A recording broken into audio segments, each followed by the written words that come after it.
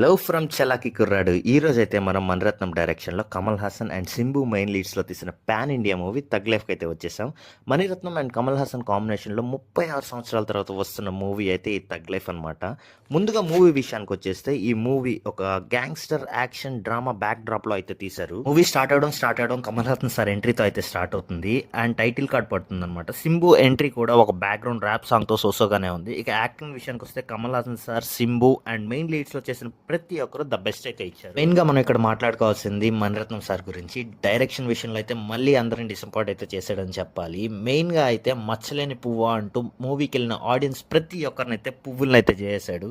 ఇక మ్యూజిక్ కూడా ఈ మూవీకి మైనస్ అనే చెప్పాలి. సీరియస్ సిచ్యువేషన్ వస్తున్నప్పుడల్లా ఏఆర్ రెహమాన్ బ్యాక్గ్రౌండ్ స్కోర్ వచ్చి ఆ సీన్ అయితే కామెడీ చేసేస్తారు. ఫైనల్ గా చెప్పాలంటే average first half, predictable interval and boring second half తో అయితే ఈ మూవీ అయితే మళ్ళీ ఆడియన్స్ డిసప్పాయింట్ అయితే చేసింది. నేను ఇచ్చే రేటింగ్ అయితే 1/5. ఇలాంటి మరిన్ని మూవీ రివ్యూస్ కోసం చలాకీ కుర్రాడు ఛానల్ అయితే సబ్స్క్రైబ్ చేసుకోండి.